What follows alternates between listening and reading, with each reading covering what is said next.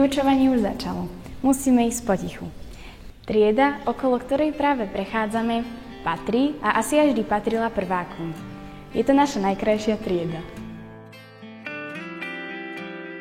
Je veľká, svetlá, pekná a hlavne prvácka.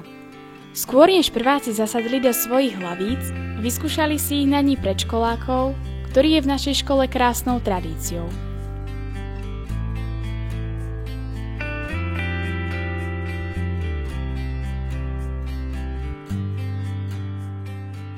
Od čias, keď ja som bola prváčkou, sa veľa zmenilo. Zo starého nábytku tu už nič nezostalo. Všetko je nové, krásne, lavice výškovo nastaviteľné. A rovnako je to vo všetkých triedách a učebniach. Ale poďme ďalej.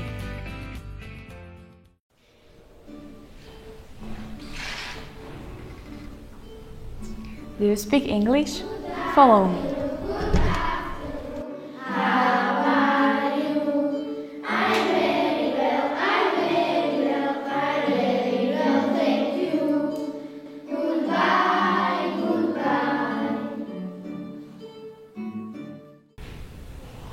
Asi tu nikto nie je tam veľmi ticho.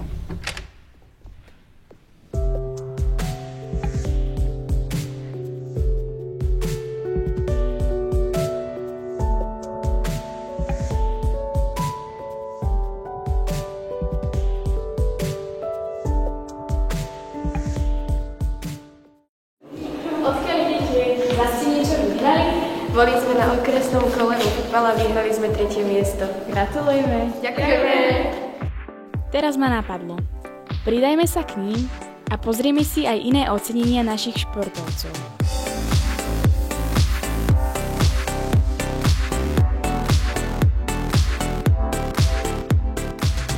Presuňme sa na prvé poschodie, tam majú triedy druhostupniari. Teraz sme v 6. triede a šiestaci majú dejepis. Ďalšou vrstvou spoločnosti bola vyššia šlachta. Bola to najbohatšia vrstva spoločnosti. Keďže pomáhali kráľovi dobíjať nové územia, kráľ im dával do predajmu léno.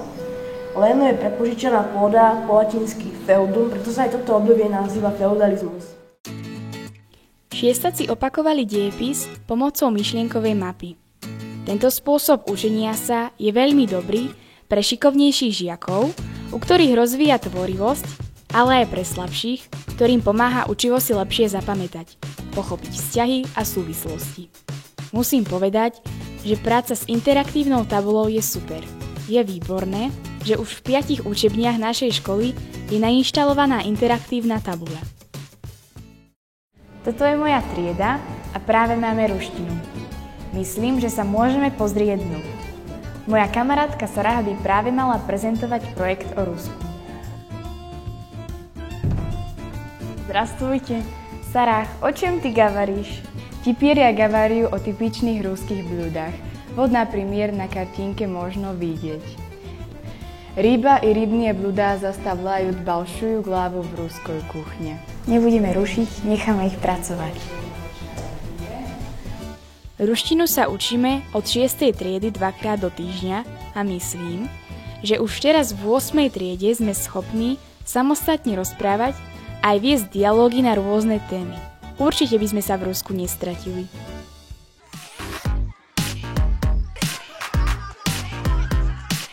Po 3. vyučovacej hodine trávime prestávku vonku na školskom ihrisku.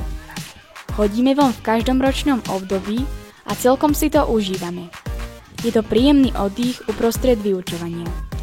Kým sú všetci žiaci vonku, poďme sa pozrieť do zborovne, ako trávia prestávku učitelia.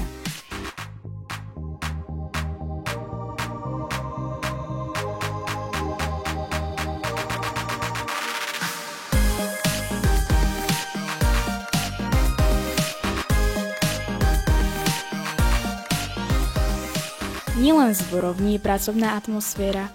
Určite sa usilovne pracuje aj v počítačovej učebni, kde redakčná rada školského časopisu Školák robí posledné grafické úpravy na jeho konečnej podobe. Ahojte decká, ako vám to ide? Barbora, chýbaš nám tu. Potrebujeme vyriešiť jeden grafický problém. Aké titulky sú vhodnejšie na túto stránku? Už som nad tým rozmýšľala a myslím, že čím jednoduchšie, tým lepšie.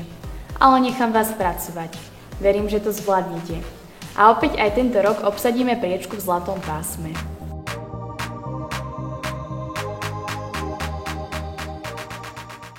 Kam idete? Ideme do škôlky čítať deťom. Na to si spomínam. A ja som voľa kedy chodievala čítať deťom.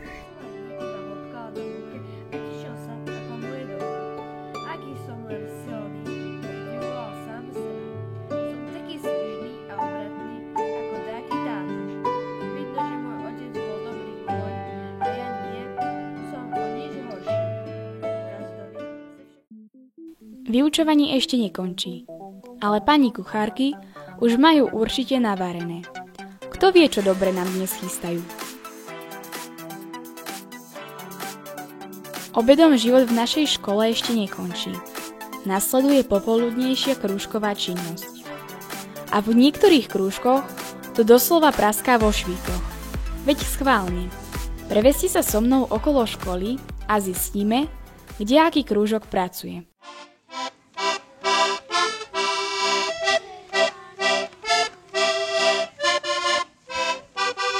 Máme šťastie. Práve nacvičuje svoje nové vystúpenie folklórny súbor Melenčárik. Má v našej škole aj v obci už niekoľkoročnú tradíciu a teší sa veľkej popularite.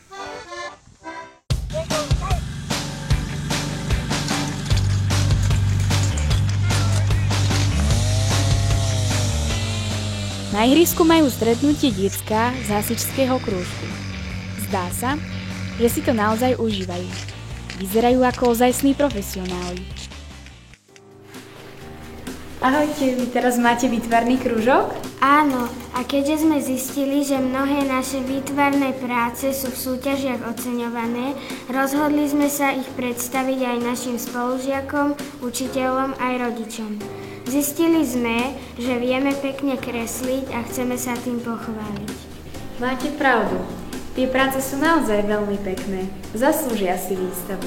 Pozrime sa na niektoré z nich.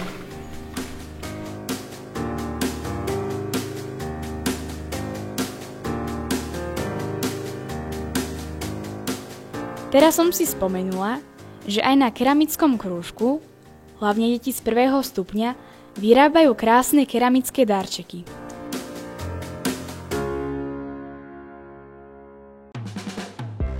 O chvíľu začne slávnostná vyhodnocovacia akadémia. Skôr, než sa začnú schádzať rodičia a ostatní pozvaní hostia, musíme ešte raz kontrolovať, či je všetko na svojom mieste a či sme na nič nezabudli.